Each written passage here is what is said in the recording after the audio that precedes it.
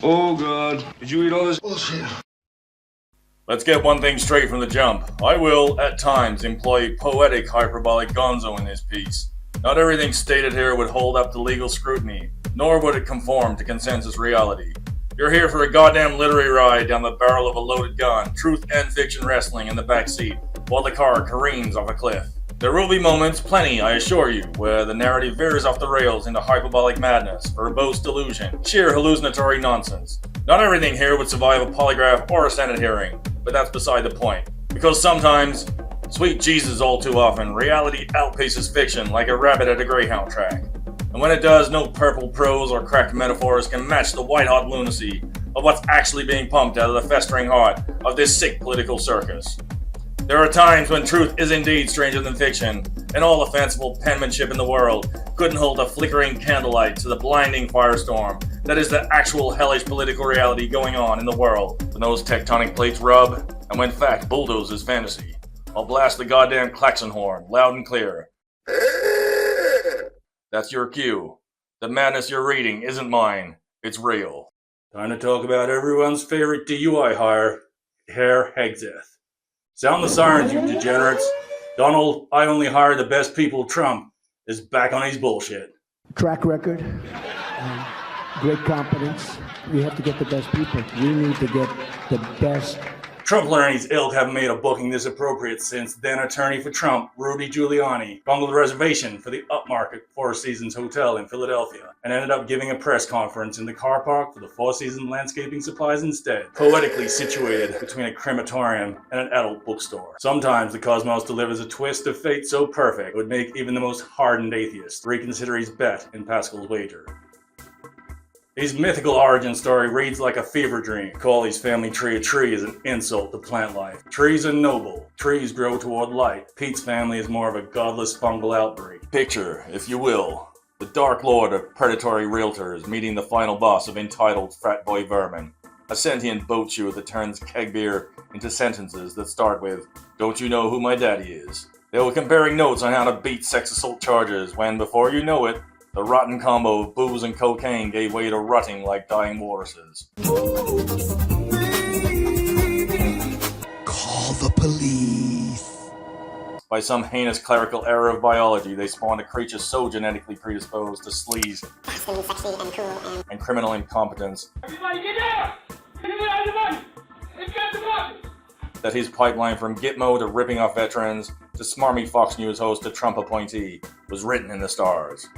666 days later, under a howling blood moon, Pete Hegseth was crowbarred into existence in a flaming dumpster in the car park of the Four Seasons Landscape Supplies. Yes, that Four Seasons. Oh my goodness. Wow.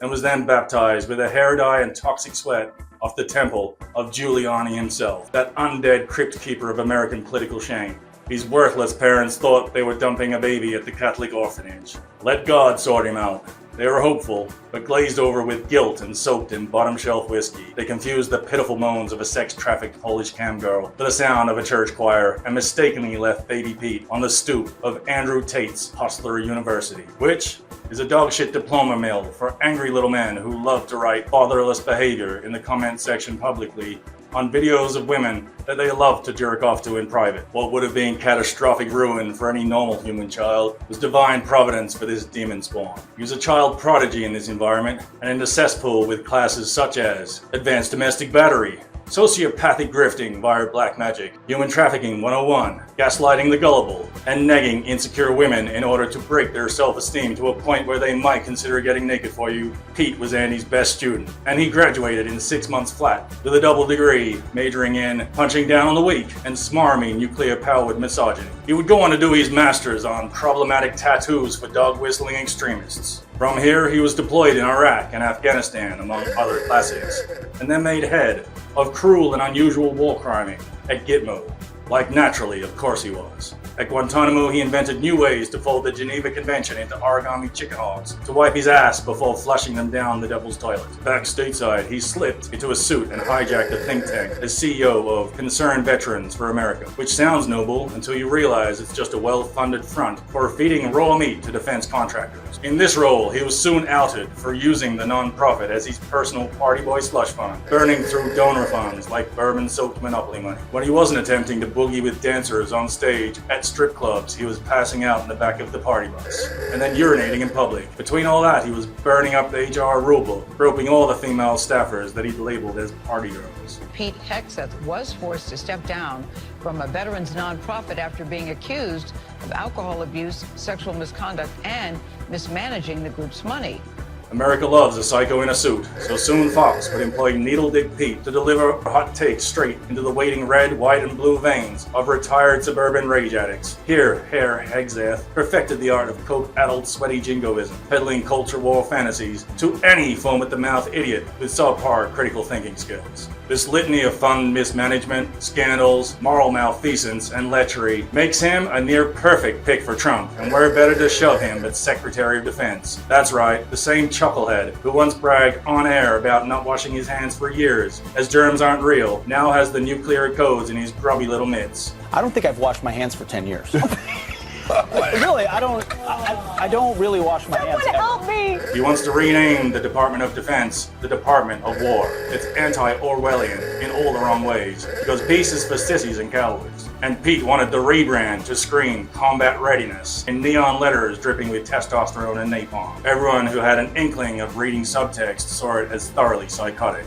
Which leads to signalgate, which surely must be his final indignity in the eye of the public. He got busted texting highly classified war plans by a Signal group chat, not once, but fucking twice. The first time he included the editor of The Atlantic, who thought it an elaborate prank, until the plans came to fruition in raining hellfire down on Houthis in Yemen.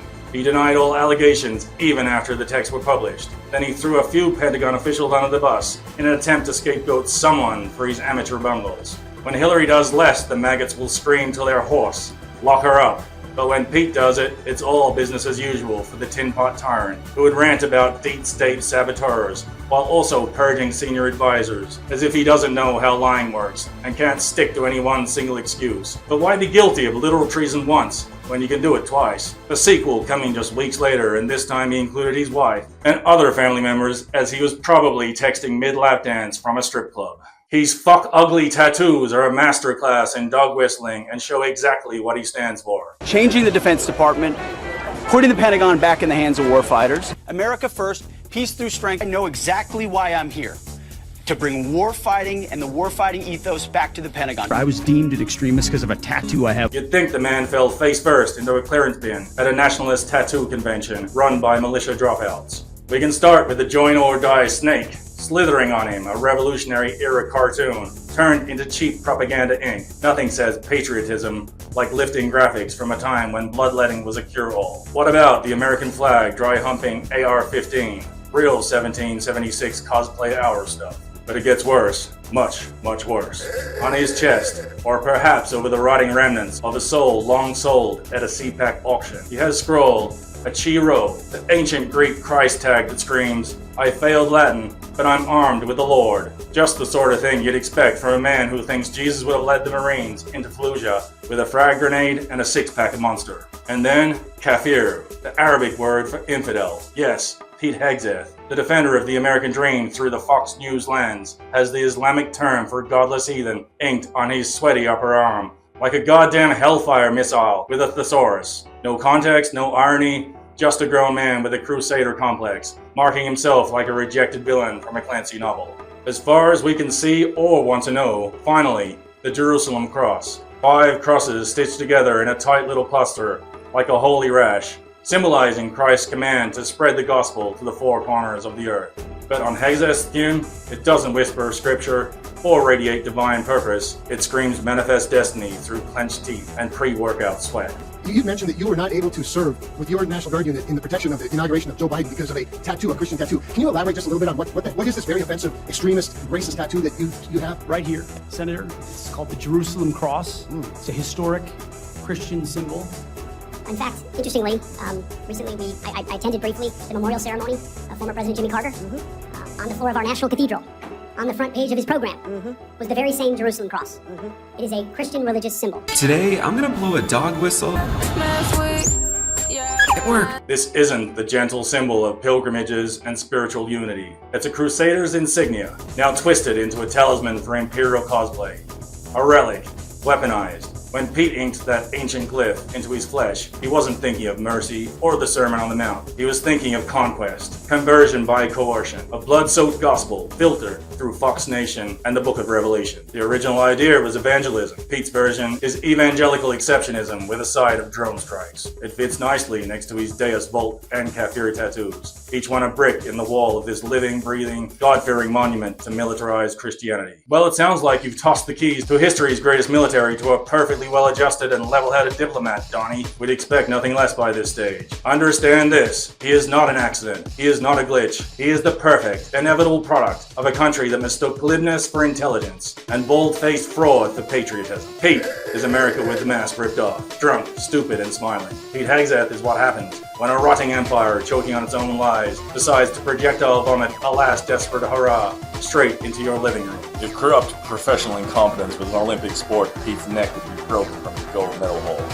If instead of exotic superpowers, the X-Men's preternatural ability was extreme unlikability, then Hegseth would be Professor Hags, and he'd run a school for the gifted. This is my confidant and comrade, as well as my friend and attorney, Catwick Pussman, and purely on the basis of his lack of opposable thumbs, and therefore his inability to use a smartphone, and therefore Signal, he would make a far better Secretary of Defense than this STI aficionado. Go fuck yourself, Pete Hegseth. Go fuck yourself. The current Secretary of State, Pete Hegseth.